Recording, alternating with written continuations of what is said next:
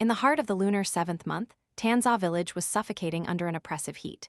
In previous years, strong southerly winds brought drizzles, but this year, for some unknown reason, the sun still blazed with warm golden light even as the year nearing its end. The sun's fierce glare started from dawn and lingered until late afternoon, refusing to wane. Tanza village nestled beside Dang Mountain, yet not a single ancient tree offered shade. It was a barren land, mostly jagged rocks. Furthermore, the scarcity of ponds, lakes, and streams in the vicinity only intensified the scorching heat manifold. From the rooster's first crow at dawn, the sun beat down on the village. It cascaded from the mountaintop, over the bamboo groves, onto the towering, ancient houses of Madame Chanh, then snaked its way into every nook and cranny, even reaching the tightly enclosed courtyards with their dazzling yellow walls. The intense heat brought on a relentless weariness, forcing even the laziest to abandon their beds, unable to bear it. For the common folk, this was an unbearable torment.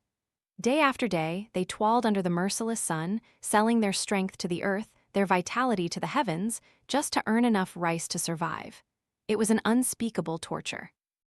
The stifling heat radiating from the cracked earth, coupled with the blazing sun that felt like it was pouring fire, made their arduous work even more unbearable. It was not uncommon to see villagers collapse from sunstroke, and sickness became a frequent visitor. Yet, they dared not rest, for without work, there would be no food. Especially with tax season approaching, where every head of household meant a sum of money due, it felt like a noose around their necks.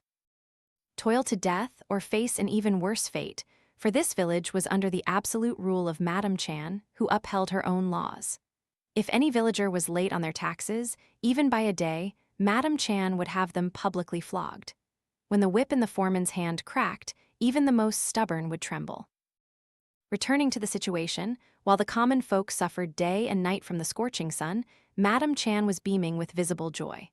Just a week prior, a bumper harvest had left her storehouses overflowing, but a sudden prolonged downpour had almost ruined it all. The sun then returned, but very mildly. Madame Chanh was anxious, fearing her paddy would sprout.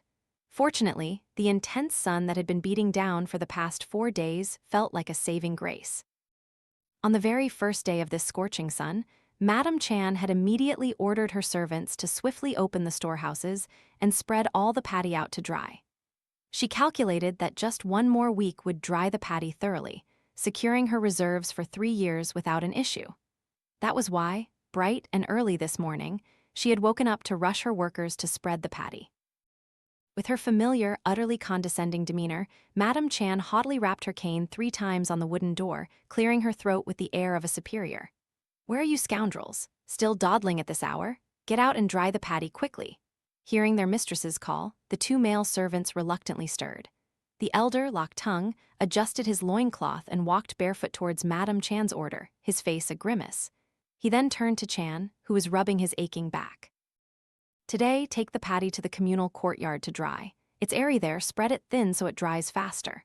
Chanh yawned widely, wiping his mouth as he walked, then asked, "Begging your pardon, mistress, isn't today the day for the ancestral ceremony at the communal hall? If we dry the paddy there, the elders will be displeased." Madame Chan's eyes narrowed. She jabbed her cane 3 times at Chan's face and declared, "Blast your impertinence. Do you think you're smarter than me? There will be no ceremony today. If anyone wants to worship the ancestors, they must get my permission first. Any audacious soul who steps into the communal hall without my say-so will face the consequences." Chanh meekly bowed and retreated. Madame Chanh grunted, stroking the sparse beard under her chin, then turned to the second servant, Dom, and said, "Dom, you good-for-nothing. You eat too much and just stand around gawking at the communal hall. Today, you are excused from drying paddy. Go down to the side house and wake up the cook. You will accompany Madame up to the provincial town to acquire some proper offerings for tomorrow's ceremony. Hurry back, I have more tasks for you." Dom nodded obediently, unlike Chanh, who dared to argue with his mistress. Dom was a master of flattery and always buttered up Madame Chanh. For Dom, every word from Madame Chanh resonated deeply in his heart, solely because Madame Chanh had once spent 3 quan of money to buy his mother a grand coffin upon her death. After that, Madame Chanh gained Dom as a servant. Yet, in his dim-witted mind, Madame Chanh was his savior, the one who had reached out and saved him from certain death in despair when he was orphaned at 8. To an ignorant soul like Dom, Madame Chanh was nothing less than a reborn mother, possessing profound wisdom and a mind superior to even the wisest scholars of their time. Whatever Madame Chanh said, whatever command she issued, was unequivocally correct. And what was correct must not be defied. To defy her would be akin to hitting one's own foot with a stone, exposing one's innermost thoughts and feelings for others to dissect, surrendering one's fate to the whims of the world. Having assigned the tasks, Madame Chanh slowly made her way to the courtyard. The morning sun was already blazing, piercing through the bamboo fence in front of the house, casting light upon the vast, clean brick courtyard and illuminating Madame Chan's ancient, wrinkled face. Her forehead was deeply lined, her once green hair now tied in a messy bun, her lips stained dark from heavy betel nut chewing. Her gnarled, crooked nose sniffed continually, while her neatly trimmed mustache was well maintained. This was Madame Chanh, the matriarch of this village, called Madame Chanh the Powerful, yet she was only in her early 40s. To call her young would be impudent, to call her old would be presumptuous. Compared to the 80-year-old elders in the village, Madame Chanh was practically a youngster. Yet in this village, even the oldest elders and officials would kneel and bow respectfully, greeting her with a madam. Even her own servants would address her with, "Your Grace, madam," and no one in the village dared to be disrespectful. Madame Chanh, of course, played the part, affecting an air of advanced age in her words and laughter. Besides her talent and immense wealth, Madame Chanh was also the head of this village. Not sitting at the head of the family was simply unthinkable. Madame Chanh, whose common name was Lin, was a native of this land. Like other village chiefs, Madame Chanh Lin was ruthless, greedy, and exceedingly cunning. However, unlike others, her cruelty was not overtly displayed in her actions. Instead, it was deeply hidden beneath a calm demeanor, benevolent gestures that made her appear good-hearted, yet every word and action she took was like a hidden blade. Madame Chanh was an expert at winning people's trust. One would be hard-pressed to find a village in this entire district where the common folk would go to Madame Chan's house, even going so far as to chop wood for her, without being questioned. When visitors came to discuss village affairs, they found her offering simple meals of boiled greens and salted fish. She would also genuinely inquire about the villagers' daily lives and farming tasks. Perhaps that's why Madame Chanh had the villagers' support. No one ever complained about her strictness in tax collection. To fully describe her scheming cunning would take 3 months of writing and still not be complete. Madame Chanh was the puppet master, pulling the strings behind the local gentry, who exploited the villagers. She entrusted the entire tax collection to the foreman, content to simply issue orders from behind a curtain. Not long ago, about a year back, a villager named Yen was late on his taxes. The foreman, following Madame Chan's orders, beat Yen severely. Yen, who had long harbored resentment towards the village's injustice and felt isolated, finally erupted under the painful blows, attacking both the foreman and his soldiers. Madame Chanh seized this opportunity, instructing the foreman to falsely accuse Yen of being a member of a secret society plotting against the imperial court, and had him arrested and imprisoned. Afterward, Yen's house and land naturally fell to the foreman as compensation for medical expenses. Yet a month later, the foreman publicly sold the property to Madame Chanh for 5 kwon of money.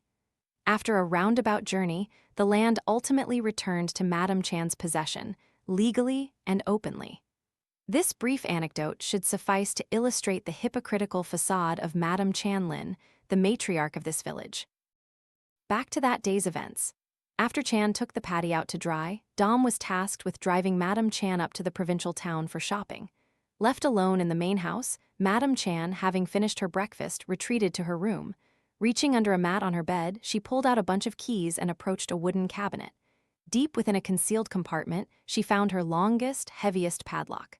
With a practiced hand, she inserted the key and twisted. The heavy lock clicked open. Peeking outside to ensure no one was watching, Madame Chanh cautiously opened the 2 cabinet doors. As they swung open, a faint golden glow illuminated her face, the gleam of money. Inside, 5 trays were filled to the brim with gold bars, jewels, and stacks of gold ingots arranged in 2 layers, with jade scattered amongst them. This was the ill-gotten wealth Madame Chanh had extorted from the common folk over the 5 years since she took office. Madame Chanh ran her hand over the gold, picked up an ingot, and bit into it, a habit she indulged in every morning and every night before bed. She loved gold, loved gazing at it and touching it. To her, gold and money were her very blood, flesh, and life. She could openly disregard her relatives. She could drive the villagers to their deaths. But money? Never. She considered wealth her life itself, and no one wanted their life to dwindle. They only wanted more day by day. Caressing the gold with satisfaction, Madame Chan Lin relocked the cabinet. Vigilantly, she peered outside, then snapped the lock back into place. Done, she leisurely walked out to the main hall, clearing her throat to call, Van, come here, I need you." Van was the youngest servant in the house, only 10 years old this year, small and scrawny, so he was usually assigned odd jobs around the house, like feeding the chickens in the backyard. Hearing his mistress's sharp call, Van rushed up, clasped his hands, and bowed, answering, "Yes, madam, I'm here. What do you need me to do?" "Go clean the dishes. And Lin, you'll follow me to Elder Chuok's house." Van obediently ran into the house, carried the dirty dishes to the well, and then lowered the leftover meal tray. Seeing a few chicken bones with a bit of meat still clinging to them in the pot, Van's mouth watered.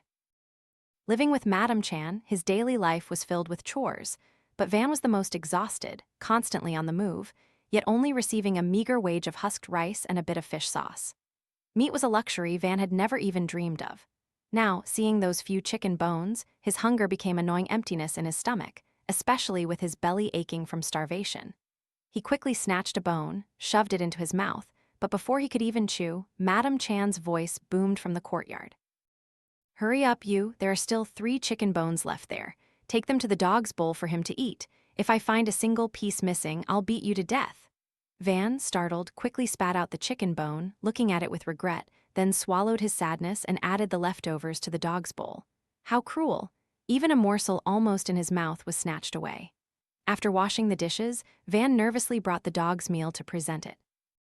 Madame Chan Lin stirred the bowl with a stick, saw about 3 chicken bones, then waved Van away to the dog kennel. She poured the bowl of rice into a porcelain dish in the kennel and watched the golden dog eat heartily. It was truly pathetic, a servant not even as well off as a dog. Indeed, the dog in this house held a position of some importance. Madame Chan even called it young master and made all the other servants do the same. She had bought the golden dog for 8 kwon of money, 8 times the price of a servant like Van. Van's fate, and the fate of all servants in this house, was not even equal to that of a dog. Though not in chains, they had no freedom whatsoever. Carrying the empty dog bowl, Van returned to the well to finish cleaning the dishes, then rushed back to the main house and obediently followed his mistress to Elder Chuok's house for a meeting. Inside the 3-room house, only slightly less grand than Madame Chan Lin's, a lavish banquet with wine was already set on a gleaming lacquered bed. Elder Chuok paced back and forth, anxiously looking out, seemingly quite impatient. When he finally saw Madame Chan's silhouette approaching the courtyard, Elder Chuok's eyes lit up. He hurried out, bowing and inviting her inside for the feast with an obsequious manner and a deeply bent back. "Oh, madam, you've arrived. I've been waiting for you, worried you might be too busy to grace us with your presence." Madame Chan grunted in reply, affecting a false humility. "I was just dealing with some confidential documents sent from the imperial court. Then I remembered your invitation. These days, I'm constantly busy with all sorts of affairs, big and small, serving as the district chief." One might think it's a grand position, but alas, it's no different from a lackey who eats his fill at home only to carry a heavy burden for the district. Elder Chuok clasped Madame Chan's arm, supporting her. "Oh, madam, truly you are a superior. Thanks to your benevolence, we have enjoyed peace and prosperity this time. Please come inside." And upon entering Madame Chan Lin's house, seeing the banquet, he feigned surprise. "Oh, it seems your family is about to dine. Am I intruding?" Elder Chuok immediately waved his hand. No, not at all. Today I sent my wife, children, and all the servants away. This humble feast is solely for my discussion with you, madam." Madame Chan pretended to be modest.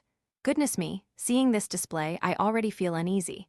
She feigned piety and said, "Sir, why do you make such a fuss? It's a waste of effort. I'm used to simple meals.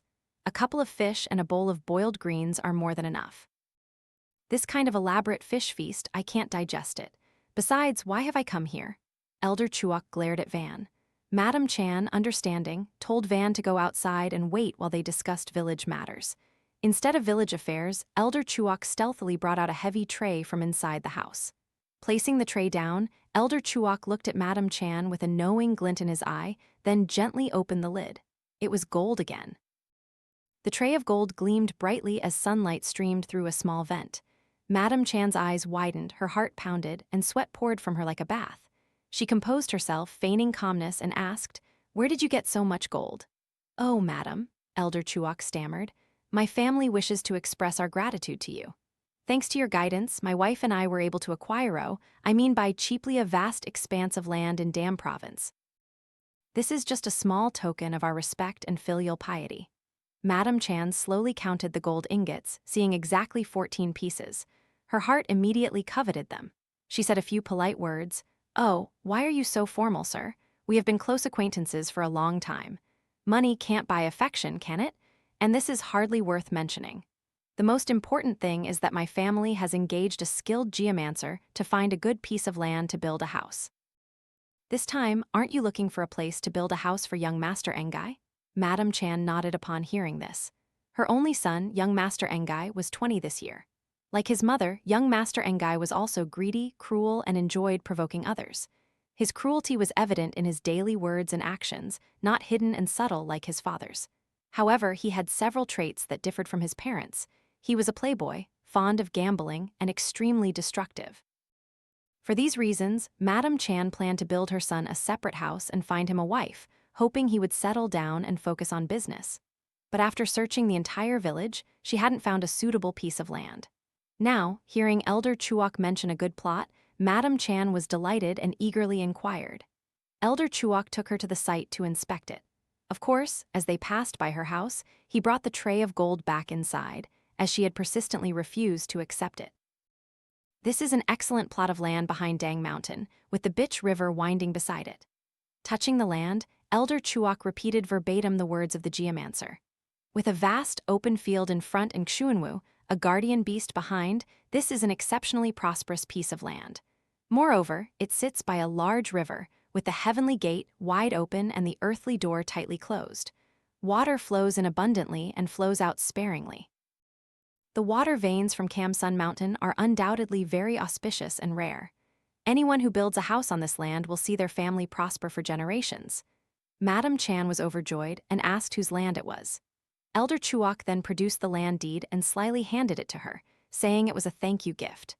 Madame Chan, forgetting all about the gold, quickly took the deed, tucked it into her sleeve, and feigned cordiality with Elder Chuok before returning home. The next day, Madame Chan sent her servants to summon the village's carpenters and masons to draw up plans for her son, young Master Engai's, new house. Among the construction teams, Madame Chan paid particular attention to Mr. Hang's crew. Not only was Mr. Hang's craftsmanship exceptionally skilled, any house he built was meticulously constructed, but what Madame Chan liked most was that Mr. Hang still owed her 3 kwon of money from a loan he took to buy a coffin for his late mother. Madame Chan calculated this debt as a convenient leverage for future dealings. Delighted within herself, she carefully considered and ultimately chose Mr. Hang's team to undertake the construction of her son's new house. After Madame Chan's announcement, Mr. Hang promptly brought his 5-man crew to accept the job. Madame Chan officially designated the land and house design, then assigned the supervision of the construction to her son, young Master Engai. After reviewing the blueprints, the groundbreaking ceremony commenced at the auspicious hour that morning. Once the rituals were complete, Madame Chan began clearing the land. From there, the work of the masons and carpenters truly began. Following Madame Chan's wishes, the house would be built in the traditional northern Vietnamese style, a 5-section house with a dedicated altar area. Mr. Hang understood that such a structure required extensive and elaborate construction. The main house would have 2 wings and 3 central bays, with the middle bay reserved for ancestral worship. The side bays would be used for decorating with long benches, ancestral altars, and a Buddha altar. The construction materials for young Master Engai's house were entirely wood. Wood helped preserve the rustic beauty inherent in the style. Under the skilled hands of the craftsmen, each piece of wood was carefully cut and left raw, its natural grain proudly displayed. Madame Chan had arranged for numerous valuable and rare limewood types to be transported for the project. A month passed and the construction proceeded normally. However, one thing greatly displeased the workers: their meals. Usually, whenever a homeowner hired builders, they would provide meals and sometimes even tobacco. Yet, at mealtime, young Master Engai would only have a servant bring out a pot of sweet potatoes. Some days, it was just boiled cassava with plain rice porridge. The 8 workers, initially tolerant, started to complain. Working tirelessly under the burning sun, only to suffer with miserable food at mealtimes, began to foster resentment. Their whispers and complaints eventually reached young Master Engai's ears. Young Master Engai, adopting a haughty tone, declared, "My father has already given his orders. You will eat what you're given. Once the house is finished, the cost of your meals will be included in your wages. What are you afraid of?" The workers grumbled, but out of fear of Madame Chan's authority and the thought that they were all from the same village, they reluctantly bit their tongues. Another 2 months passed, and the house was nearly finished. Only the roof remained. In Vietnamese folklore, it's believed that when the roof is being laid, the homeowner must provide a feast for the builders, hoping for prosperity for the family. But Madame Chan's family, even at this crucial stage, offered nothing. Instead, a servant brought out the usual pot of sweet potatoes. The head carpenter, Mr. Hang, was furious and about to speak up when young Master Engai, red-faced, stormed out from the side shed. He scowled and demanded, "Why haven't you started eating yet? Why are you just standing there making faces?" Mr. Hang calmly replied, "We're starving, young master, and you only give us boiled sweet potatoes. How can we have the strength to work?" Young Master Engai retorted with a rude and arrogant tone, "My father already said that the cost of your meals is included in your wages. Are you going to eat or not, or should I feed it to the dogs? Let me tell you, if this house isn't finished within the next 3 days, in time for the moving-in ceremony, don't expect a single coin from this household." The workers were deeply upset, but due to Madame Chan's formidable power, they reluctantly suppressed their anger. That evening, Mr. Hang and his weary crew were eating their meager meal under a white bamboo grove outside, long after the sun had set, and the moon hung low over the old bamboo. The air, however, remained stifling hot. Sitting on a bamboo cot, Mr. Hang, bare-chested and drenched in sweat, fanned himself with a palm leaf fan in one hand while raising a bowl of amaranth soup to his lips with the other. Opposite him, Mrs. Hang, serving rice into a bowl, cleared her throat and asked, "Husband, do you think Madame Chan's house will be finished soon? It's been 3 months already." Mr. Hang put down his porcelain bowl, his face grim. "Yes, wife, 3 months. It should be finished by tomorrow, I think." Mrs. Hang took the bowl and served more rice for her husband. Mr. Hang stopped her, placing his fan down. He leaned over, picked up his smoking pipe, and carefully put some tobacco into it. After a long, deep draw, Mr. Hang slowly exhaled thick white smoke. Looking at her husband's thin, gaunt frame, Mrs. Hang asked sympathetically, "Husband, will Madame Chan pay us well?" "Pay well? What pay?" Mr. Hang scoffed. "All we get are sweet potatoes and cassava for meals. For the roofing ceremony, they didn't even give us a single grain of rice. Is that true, husband?" "Why would I lie to you, wife? That young Master Engai said the meal money would be deducted from our wages. I don't know how much we'll get, but the final amount will definitely be reduced. If all goes well, I might still get about 10 kwan. I plan to buy you a new weaving loom soon. I've been thinking." Mr. Hang was mid-sentence when something strange suddenly happened from the dense garden outside, where dozens of banana trees bathed in the moonlight. A white bird suddenly swooped down. The white bird shot past Mr. and Mrs. Hang's faces, crashing headfirst into the wall of their side house, then squawked 3 shrill, abrupt cries. The sudden noise startled both husband and wife. They gaped, their eyes fixed on the strange bird. And just as the third cry rang out, the bird suddenly flapped its wings, soaring into the air. It circled Mr. Hang's head 3 times, then plunged to the ground, dead. The lifeless body fell directly into his lap. Mr. Hang cried out, lifting the bird. Neck was twisted, it was truly dead. Mrs. Hang looked closely, and Mr. Hang recognized it as a magpie robin. The common folk called it a white magpie robin. Mr. Hang held the bird, an ominous premonition stirring in his heart. For generations, people had held a superstition. Falling birds and leaping fish was an unnatural occurrence, signaling impending misfortune. And for this magpie robin to turn its face towards their house and squawk exactly 3 times was a dire omen. It foretold that a man in this house would soon face a terrible ordeal, a sign that the family might decline, suffer misfortune, sickness, and often cross the threshold of death. Being a superstitious man, Mr. Hang grew increasingly fearful the more he thought about it. Mrs. Hang, being astute, also realized this was a bad omen. She quickly snatched the bird and took it to the stove.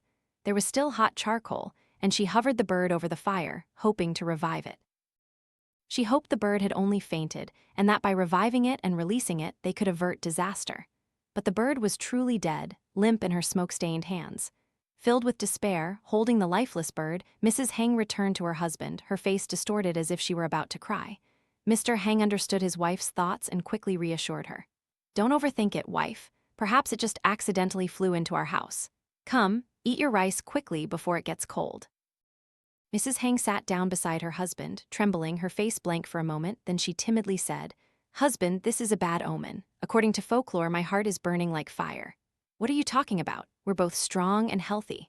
How could bad luck befall us? Remember that Moufello?" A white carp leaped out of the river and landed right in front of him on the road. He brought it home and made sour fish soup, and he's perfectly fine now, still plowing his fields every day, isn't he? "Don't be so superstitious." Mr. Heng spoke those words, but inwardly his heart was also burning like fire. Mrs. Heng, hearing her husband's words, still felt the ominous nature of the sign. Before she could even reply, a second incident occurred, further chilling the couple. Above the mango tree, growing right next to the white bamboo grove, a bat was perched, hanging upside down. Under the weak moonlight, obscured by the dense leaves, an owl suddenly swooped down from nowhere. In the dim light, the owl fixed its gaze on Mr. Heng, unmoving and silent, as if scrutinizing the house rather than intending to hunt. 3 breaths later, another dark shadow descended, another owl appeared. Clutched in its talons was a piece of white cloth, like a mourning band. And unlike the first owl, this one hooted very loudly. Its call made Mr. Heng's limbs feel weak.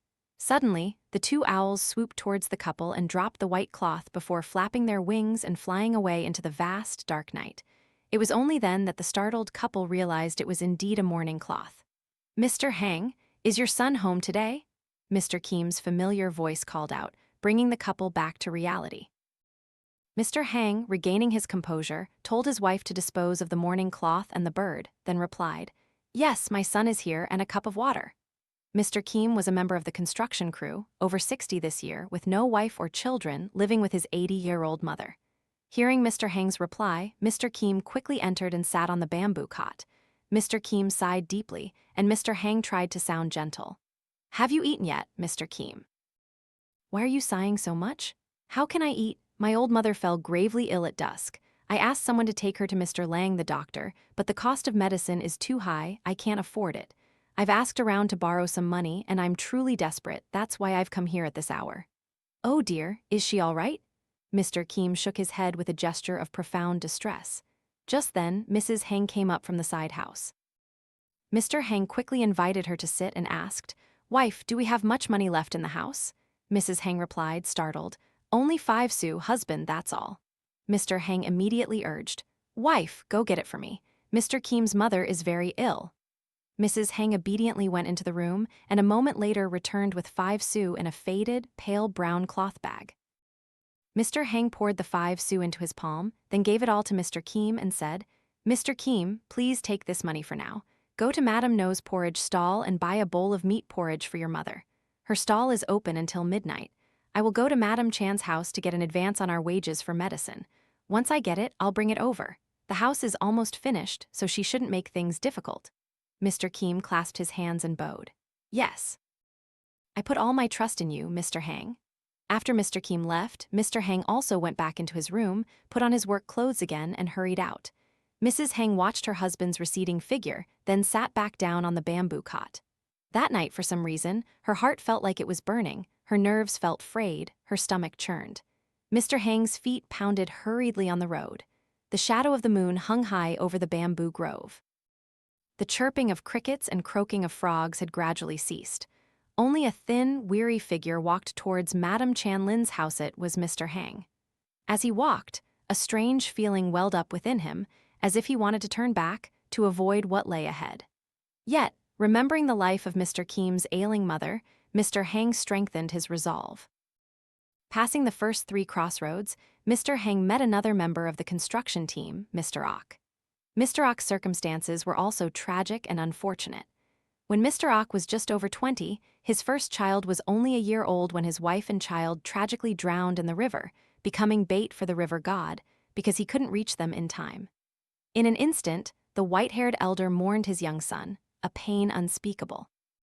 From then on, Mr. Ox spent his life like a shadow, clinging to survival, earning money to support his grandchildren. At that moment, Mr. Ox's grandson was lying with crossed legs on a hammock, sighing and looking out at the road to cool down when he saw Mr. Hang passing by. Mr. Ox quickly got up and ran out to the road to stop him. Mr. Hang, lost in thought from the recent events, was startled to see Mr. Ox blocking his path. "Mr. Ox, how long have you been standing here?" "You startled me," Mr. Ox, still carrying his grandson, smiled and said, "I saw you, Mr. Hang, and thought I'd ask where you're going and why you look so troubled." Mr. Hang sighed and replied, "I'm going to Madam Chan's house to get an advance on our wages. Mr. Keem's mother is gravely ill, and I want to help save her life, but I don't have a single coin." Mr. Ox nodded, then suggested, "Then let me go with you, Mr. Hang. That wretched young master hasn't given us a single grain of rice for 3 months." Mr. Hang quickly interjected, "No, Mr. Ox, you shouldn't. Madam Chan values her reputation. I'm afraid she might be displeased. It's better if I go alone." Mr. Ox looked at Mr. Hang and then advised, "If they cause you any trouble, just come back and tell them, blast you. Mr. Ox is backing me. If it's our money, we demand to be paid. Why should we owe anyone anything?" Mr. Hang nodded sadly, mumbled his agreement, and asked to leave immediately. Yet, something in his mind told him that something terrible was about to happen. Reaching into his shirt pocket, Mr. Hang found a small pouch of nails. He stood stunned for a few seconds. Then, holding the handful of nails, he turned back to Mr. Ox's house and instructed him, "Mr. Ox, you are the one I trust most. Please remember this. If I don't return to your house tonight, then tomorrow, when you proceed to roof the house, please drive these 7 nails into the main beam. Remember, only 7 nails. I'm going now." Mr. Ox stood, holding the handful of nails, watching Mr. Hang's figure gradually disappear into the night. A gust of wind seemed to carry those words, making them feel like a final farewell from someone about to depart to the other world. That thought made Mr. Ox shiver involuntarily, his body trembling without a chill. At that very moment, on Madam Chan Lin's vast 5-acre estate, a grand celebration was underway. Tonight, Madam Chan had invited an entire troupe of singers and performers to her home, setting up a stage in the courtyard with lanterns and festive music, for it was the first death anniversary of her late mother. Initially, Madam Chan had only intended a modest ceremony. However, with her calculating nature, she saw an opportunity when the governor's son, a friend of her son, decided to pay a visit. Madam Chan transformed it into an extravagant affair, purely for future convenience. At a wooden table near the stage, the trusted servant Dom was eagerly puffing on a Chinese tobacco pipe, exhaling a stream of white smoke. Dom, recently promoted to steward by Madam Chan and her husband for his unquestioning obedience, now stood with a swagger, ordering the other servants to quickly arrange the tables to serve the officials and elders. Tonight, besides the governor's son, there were several other high-ranking officials accompanying him, further bolstering the host's prestige and adding to the grandeur of the banquet. Madam Chan Lin had also sent invitations to all the village elders and wealthy landowners, making the total number of guests for this lavish reception easily 20 to 30. They were all dressed in fine silk garments, their heads adorned with wrapped scarves, and jade pendants hung from their waists, exuding an air of immense power and wealth. To speak of that pomp and circumstance was beyond description. After a long period of blindly obeying his mistress like a dog, oblivious to right or wrong, Dom was elevated to the position of house steward by Madam Chan and her husband. Not only did he now manage odd jobs and manual labor, but Dom also oversaw dozens of household servants, several rice granaries, and cattle sheds.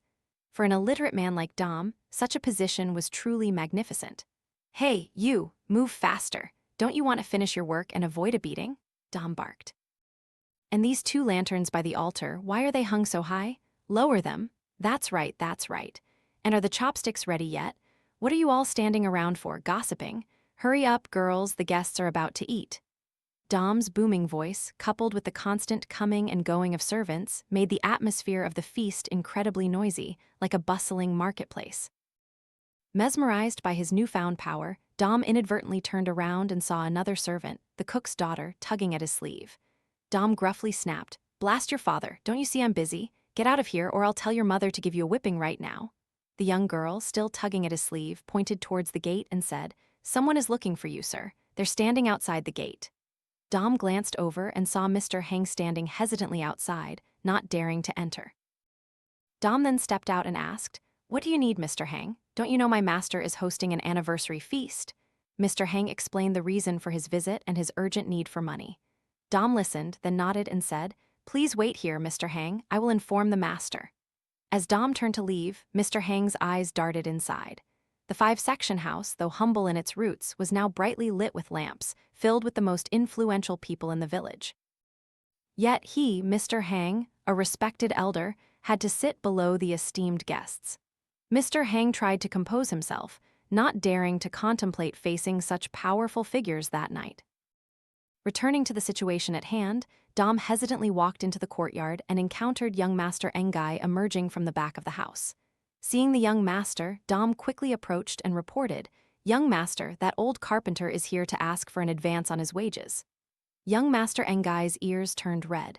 He shrieked furiously, "Blast him! He hasn't even finished the work and already demands money. Go back there and fetch Chan. Tell him to bring the wooden stick and come with me to smash his head in. It's a lesson for these scoundrels, and for my descendants to see what happens when they disrespect my family." Dom meekly agreed and turned to leave. Before he could go, he heard Madame Chan's sharp voice from inside the main hall. "Young Master Engai, why are you still standing there, drinking wine and serving the officials? What are you waiting for?" Madame Chan, dressed in brown silk, quickly appeared. Madame Chan, whose real name was Tran Thai Lu, was over 40, plump with narrow green eyes, thin lips, and a haughty demeanor. She was adorned with gold rings and necklaces, her entire being radiating wealth.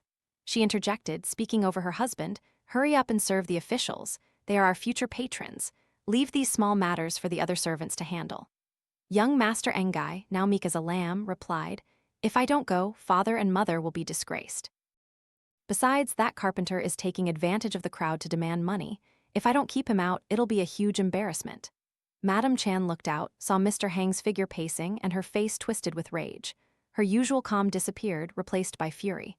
Madame Chan slammed her cane down on the courtyard and snapped, "He doesn't come early, he doesn't come late, but he comes now? Why?" Mrs. Chan Lu glared out, her teeth clenched. "He's trying to shame our family, what else?" This lowly, uncultured peasant? Though she spoke disdainfully, she still looked out and murmured, "Perhaps throw him a couple of kwan to make him leave quietly. If he makes a fuss, it'll be a disaster." Madame Chan Din quietly scoffed, "Give him a few punches for his insolence. He won't get a single coin from this house." Then she leaned in and whispered something to her wife. Mrs. Chan Lu's eyes immediately lit up. She nodded vigorously, then quickly turned to Dom, while her husband had already gone back inside.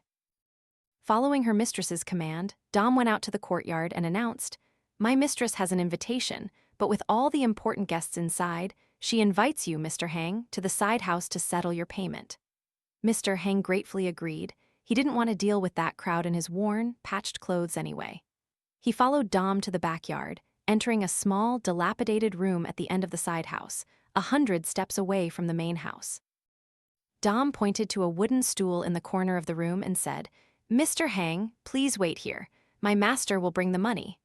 With that, Dom quickly left, abandoning Mr. Hang alone in the corner of the house. At that moment in the main house, Mrs. Chan Lu was fumbling with keys, opening a wooden cabinet next to the head of her bed. The cabinet doors swung open, revealing stacks of land deeds neatly arranged. She held up an oil lamp, then glanced at a small bottle with a red marked paper label. Her husband had bought this potion from a Chinese geomancer long ago when he was examining land plots.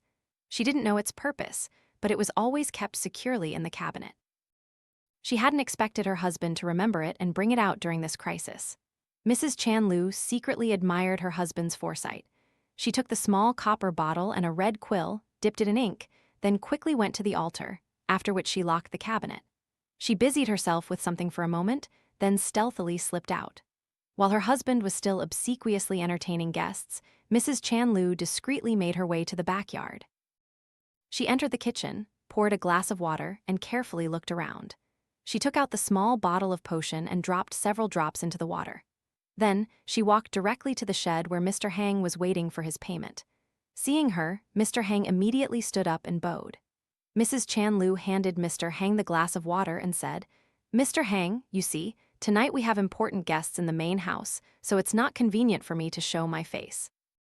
I heard Dom say you wish to settle your wages, is that right? Mr. Hang took the glass and replied, Yes, madam, that is correct. I had intended to wait until the young master's house was finished, but forgive my abruptness, madam. Mr. Hang left his sentence unfinished and brought the glass to his lips, awkwardly taking a drink. Unbeknownst to him, the water had been poisoned. The clear, colorless, odorless poison. Mrs. Chan Lu feigned warmth. Mr. Hang, please, don't be so formal. How much is it? Mr. Hang placed the half-empty glass on the table and turned to say, Madam, my construction team requests an advance of 20 kwan. The remaining amount will be accounted for and presented to you after the house is finished. Mrs. Chan Lu nodded and turned away, pretending to call Dom to the main house for money, but in truth, she was scrutinizing Mr. Hang's reaction. After 10 more breaths, as Mr. Hang raised the glass to drink his second gulp, he suddenly felt his internal organs twisting and constricting. The ceramic cup in his hand slipped and shattered on the ground. A horrifying pain seized his heart and brain. Mr. Hang retched, spitting out a mouthful of dark, purplish blood. As the pain intensified, he looked up and saw Mrs. Chan Lu standing before him, watching him intently. He instantly understood. Mr. Hang tried to sneer, letting out a painful gasp. You demon, you poisoned me, you wretched monster. Mrs. Chan Lu let out a cruel, wretched laugh. Indeed, I ordered the poison to kill you, and now you dare to demand my family's money, this money. With that, Mrs. Chan Lu let out a chilling, gurgling laugh, staring at Mr. Hang with eyes full of malice. Mr. Hang thrashed on the ground, his teeth grinding together with pain, but he managed to utter a curse. The heavens will punish your whole family, you wicked woman. He raised a hand towards Mrs. Chan Lu, then let it fall, clawing at the tiled floor, his thoughts consumed by his helplessness. He writhed, his stomach cramping. His eyes were bloodshot, and he continuously vomited foul-smelling blood. His breathing became shallow and ragged. Mr. Hang desperately tried to whisper, Your whole family will die without a burial place. As Mr. Hang convulsed in agony, his hands clenched tightly. He tried to gather all his strength, but his body failed him. Sweat poured from him like a bath, his entire frame trembling. Just then, Dom and young Master Engai rushed in, seeing Mr. Hang convulsing in a pool of blood. Dom's face turned pale with horror, but Mrs. Chan Lu, seeing her son and the servant, simply asked, Is he dead yet?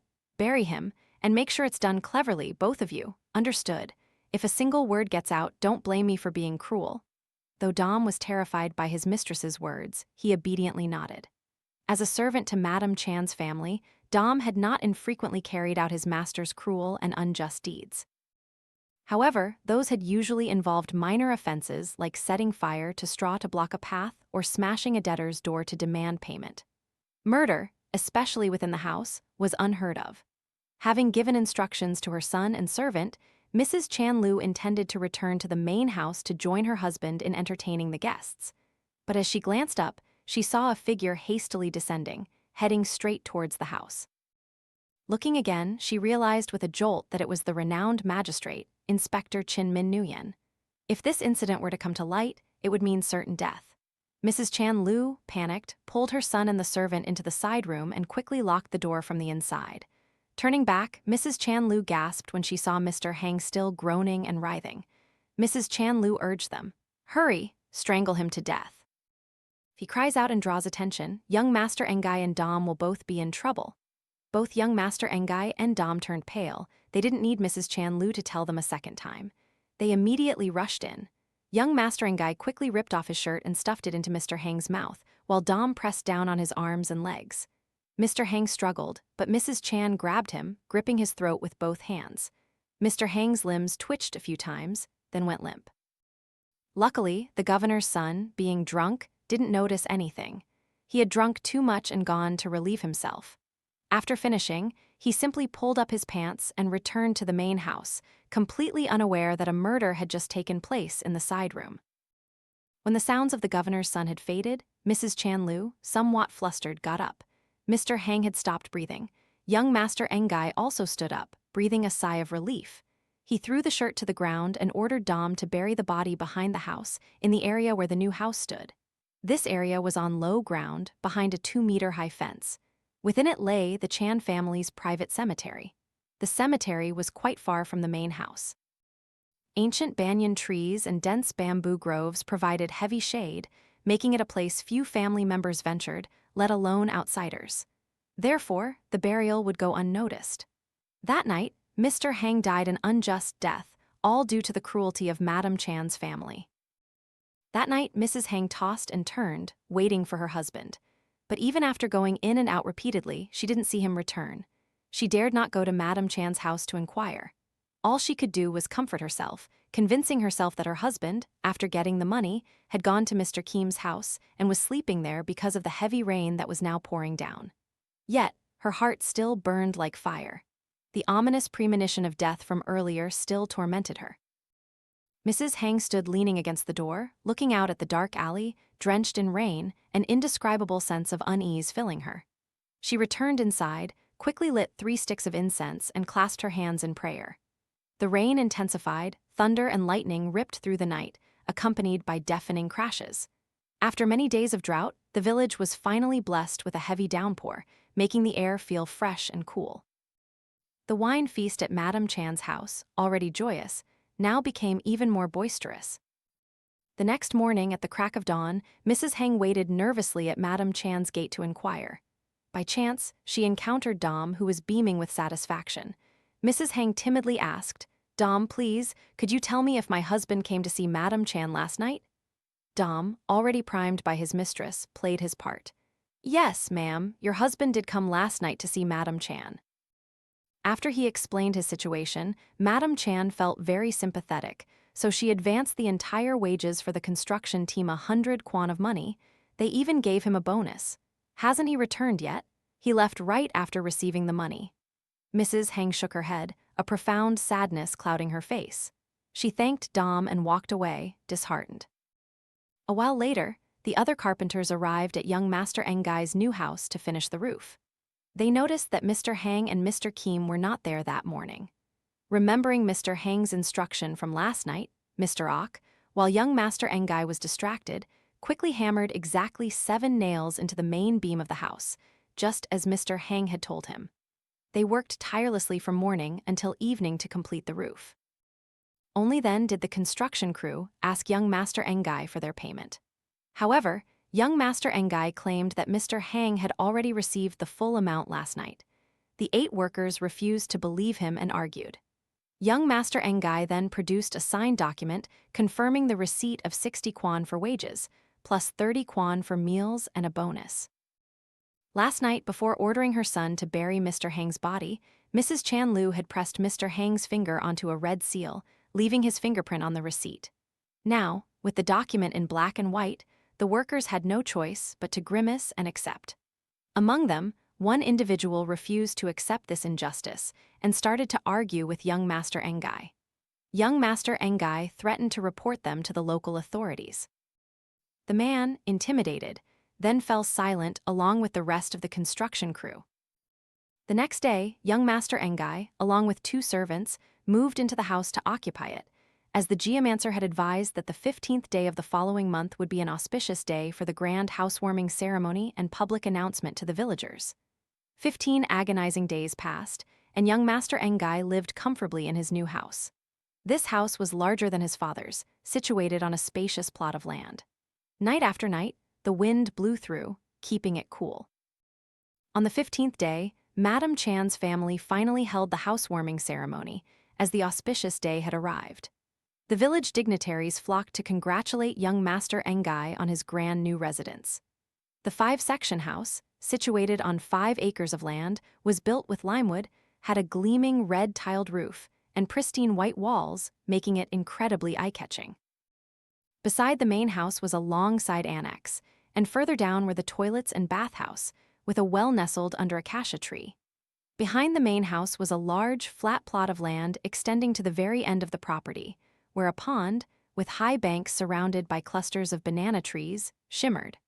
The lively feast continued until the 15th and 17th dishes, filling the freshly laid red brick courtyard. Young Master Engai and his wife, dressed in thick red robes and wearing wrapped scarves, stood receiving guests and gifts. Everyone's face was beaming. At the height of the festivities, a servant rushed in to announce, "Madam, the governor's son has arrived. He's walking towards our house." Madam Chan Lin quickly rose. Good heavens, why has he come unannounced? Hurry, tell the kitchen staff to prepare a grand feast immediately. She then turned to Dom and asked, Where is young Master Engai? Tell him to come quickly with me to welcome the official. Begging your pardon, madam, young Master Engai went to the backyard to relieve himself. Hurry to the back of the house to find him? Madam Chan then went inside to change her clothes. Following his mistress's order, Dom rushed towards the toilet, calling the young master's name as he went. Young master, Madam Chan is calling for you to receive an important guest. He reached the toilet, called 3 times, but still heard no reply from the young master. Suspecting that young Master Engai might be very drunk and passed out inside, Dom hesitantly pushed open the bamboo partition, but the inside was empty. So, Dom hurried to the backyard, to the pond, but couldn't find young Master Engai anywhere.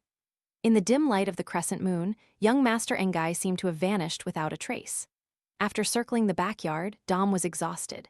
He stopped, gasping for breath, but then, looking up at the mango tree next to the pond, Dom gasped in shock. A large, dark shadow was vaguely visible on a tree branch. His moment of shock not yet over, Dom strained his eyes to look closer, and indeed it was a dark shadow. But as the moon had moved behind the clouds, he couldn't see clearly.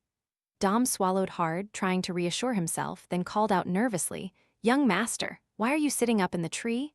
I've called several times, but you didn't answer. Madam Chan wants you to welcome an important guest. With that, Dom slowly advanced towards the mango tree, slowly, step by step, drawing closer to the base of the tree. When he was just a few steps away, the shadow swiftly moved to an adjacent branch, swayed a few times, then plunged into the pond and disappeared into the darkness. Witnessing this scene, Dom, thinking that young Master Engai in his drunkenness had fallen into the pond, panicked, fearing punishment. He rushed to the pond. The moon, now free from the dark clouds, cast its pale light onto the 1-acre pond. Amidst the rippling water, waves lapped against the bank. Dom screamed in terror when he saw a hand rise from the cold depths in the middle of the pond. Believing his master, drunk, had fallen into the pond like a loyal dog, Dom plunged into the water, trying his best to rescue him. But as he swam closer, he found no hand. Panic-stricken, he looked around to pinpoint the location. Just as he turned, he let out a frantic scream, losing his mind. Right within arm's reach, a figure was 8 parts submerged in the pond water. The upper body was a face completely stripped of its skin, leaving only the greenish-black flesh, a long, forked tongue, and glowing red eye sockets. Dom's agonizing scream was faint, as the distance from the pond to the main house was too great for anyone to hear. The sound of something being pushed closer to Dom's face rendered him speechless. Instinctively, Dom could only swim backward, a profound terror engulfing him. A gurgling laugh echoed in the dark night. Dom was so terrified that he immediately squeezed his eyes shut and thrashed wildly in the pond water. His heart pounded irregularly, fear making his facial muscles tense. His limbs flailed erratically, and he choked on the water, getting it into his mouth. Dom dared not open his eyes to look at the terrifying sight, fearing that if he did, he would see that ghostly face. But if he kept his eyes closed, he felt even more doomed, while desperately struggling to swim to the other side. There was a pair of stiff, icy hands grabbed his leg, pulling him down to the bottom of the pond. Dom felt his entire body plummeting, sinking into the water. Water rushed into his ears, his mouth, his nose, causing a dull ringing sound. He gargled and screamed, but no sound could escape. His whole body felt as if it were being pulled deep beneath the surface by an unseen force. A hand pressed down on his head, submerging him, preventing him from rising. Several times this happened, until Dom choked and drowned. Beside his body, young Master Engai was also bobbing in the pond.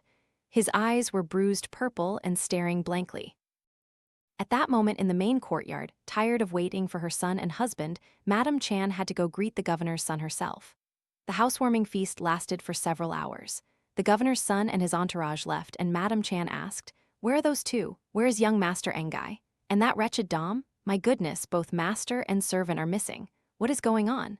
The other servants exchanged confused glances and shook their heads. Mrs. Chan Lu waved her hand. "They probably went off to gamble again. Let them be. They'll come back when they're tired. What are you all standing around for? Clean up the house quickly. Tonight, 2 of you stay to guard the house. My husband and I are staying in the other house, understood?" After the servants left, Madam Chan Lin turned to her wife and lamented, "You indulge him too much, that's why he's so reckless. You should have taught him better so that when I'm old, there'll be someone to take over. These days, if you're too lenient, they'll walk all over you like dogs. Mrs. Chanlu, busy tidying up the money and gifts, only briefly replied, I know. And so, that night, the couple returned to their house with their pile of wealth, unaware that their son, young Master Engai, had drowned in the pond. Why did young Master Engai die? Did he slip into the pond because he was drunk, or was it due to some other force? 3 days later, young Master Engai and Dom were still missing without a trace. Because young Master Engai often went to the provincial town to drink and gamble at brothels, sometimes not returning for half a month, Madam Chan and her husband were accustomed to his absence.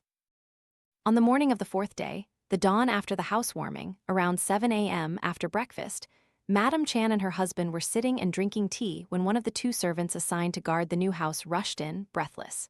Hearing the servant's terrified words, Mrs. Chanlu screamed and collapsed to the ground.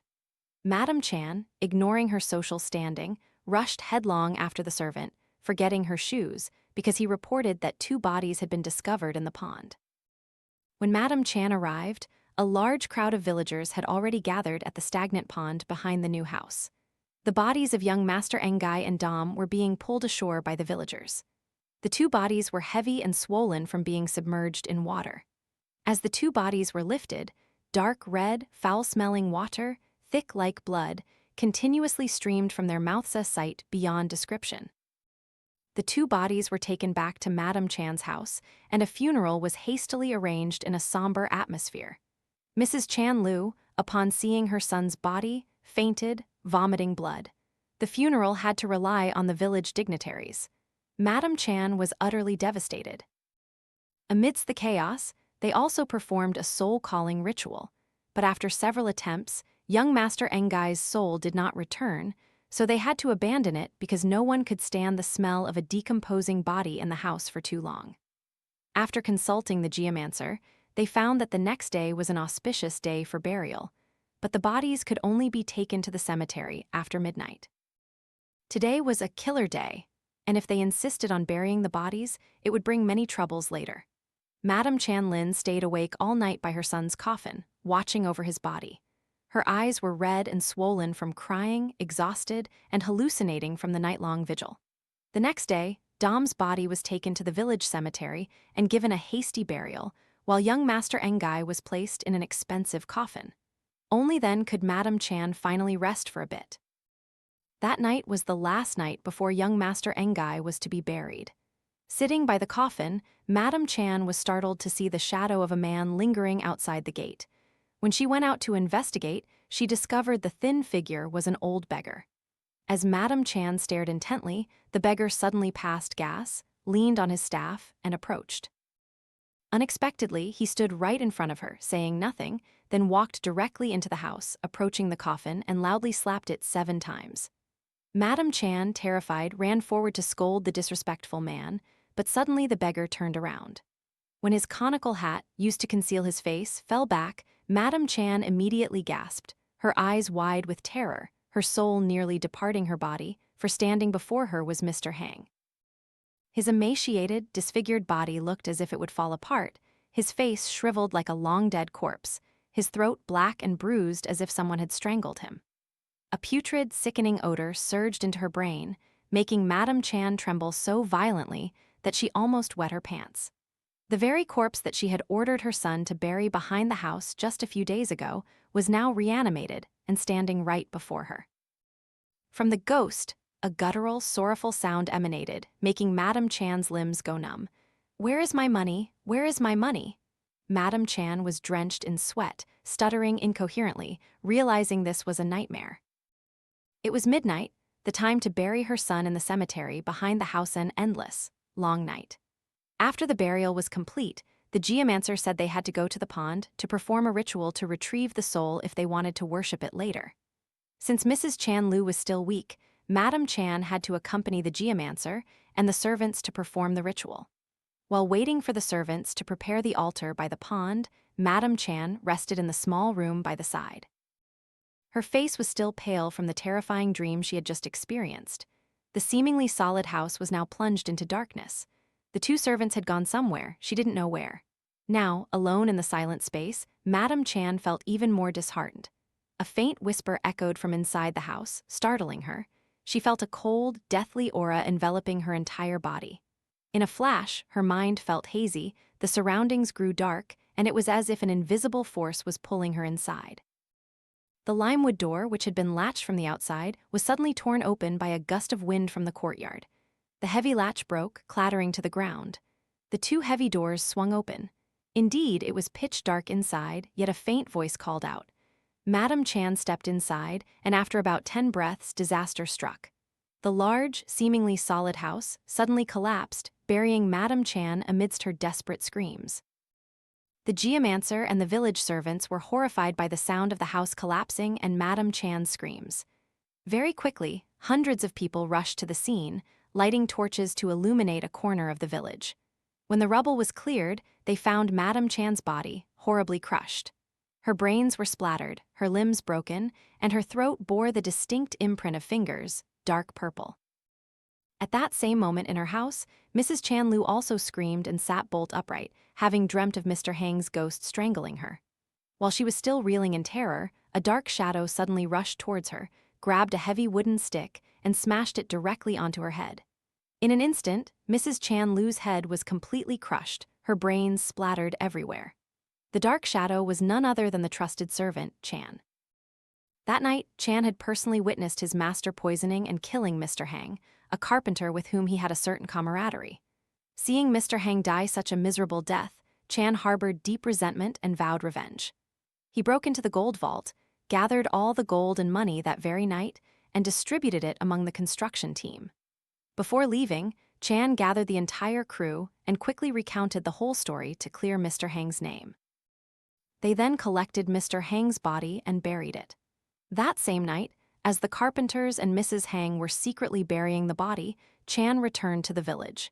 He set Madame Chan's house on fire, then abandoned the village and disappeared without a trace.